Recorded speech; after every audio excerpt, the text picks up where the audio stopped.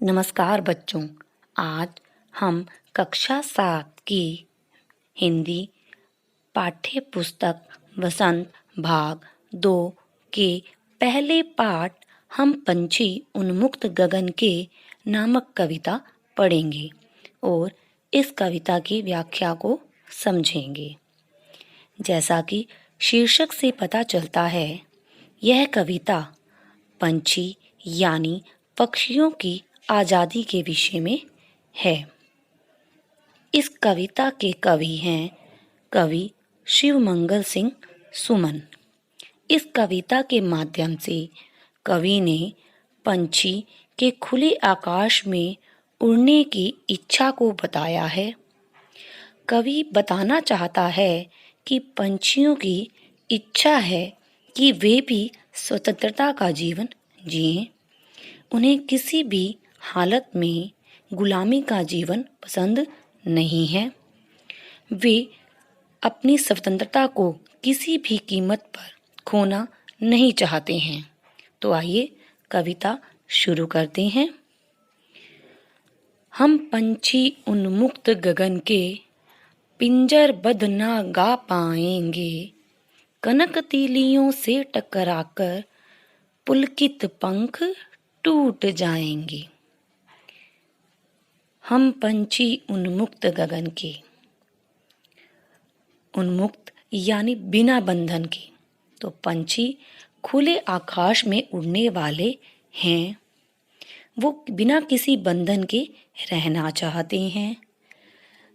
पक्षी कहते हैं, यदि हमें पिंजरे में बंद कर दिया जाए या हमारी स्वतंत्रता को छीन लिया जाए तो हम गीत नहीं गा पाएंगे और उससे निकलने के लिए सोने की सलाखों से जो पिंजरा बना हुआ है, उस पिंजरे से निकलने का प्रयास करेंगे और उस पिंजरे की सलाखों से टकराकर हमारे पुलकित अर्थात खुशी से भरे कोमल पंख टूट जाएंगे। इन पंक्तियों के माध्यम से कवि ने पंछियों की आज़ादी की इच्छा और आज़ादी के महत्व को बताया है। अगली पंक्तियां पढ़ते हैं।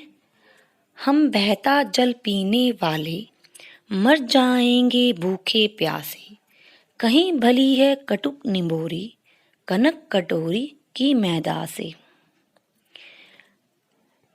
कवि के माध्यम से पंछी कहना चाहते हैं कि हम तो नदी का बहता हुआ शुद्ध जल पीने वाले हैं, न ही हमें पिंजरे में बंद रहना पसंद है।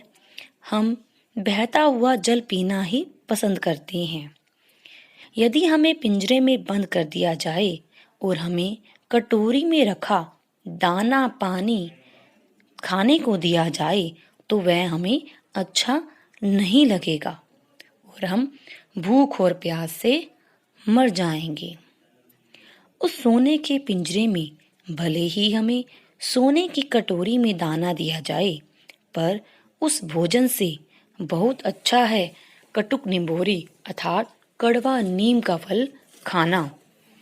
अर्थात इन पंक्तियों में कवि ने नीम का फल अधिक अच्छा बताया है। पिंजरे में रहकर सोने की कटोरी में मैदा खाने से अधिक उसे कड़वा नीम का फल खाना अच्छा लगता है। तो आइए अगली पंक्तियां पढ़ते हैं। स्वर्ण श्रृंखला के बंधन में अपनी गति उड़ान सब भूले, बस सपनों में देख रहे तरु की फुनगी पर के झूले। इन पंक्तियों में कवि ने पक्षी की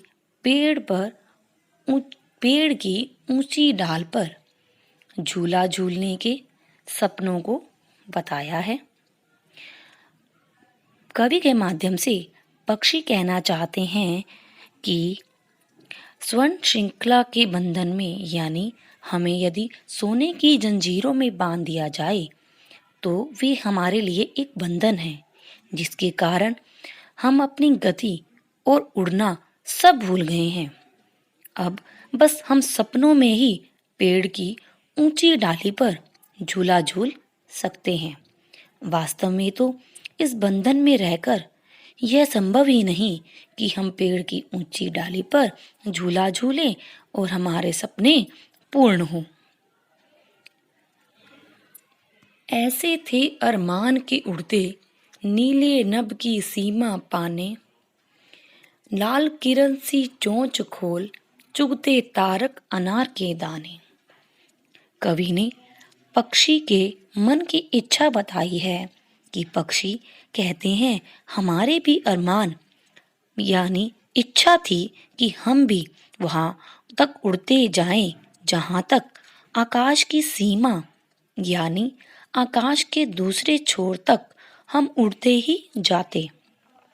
हम अपनी सूरज के लाल किरणों के समान लाल चोंच को खोलकर तारक रूपी अनार के दाने खाते।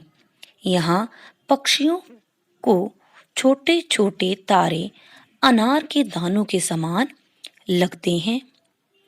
इस प्रकार वे आकाश में उड़कर तारों रूपी अनार के दाने खाना चाहते हैं, लेकिन पिंजरे में बंद होने के कारण उनकी यह इच्छा पूरी नहीं हो पाती है।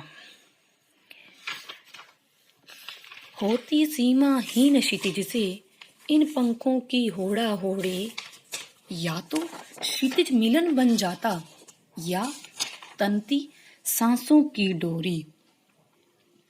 कवि पक्षियों के मन की इच्छा को व्यक्त करते हुए कहता है कि सीमाहीन, सीमा मतलब जहाँ कोई चीज समाप्त होती है, सीमाहीन यानी सीमा से रहित, जिसकी कोई सीमा नहीं हो।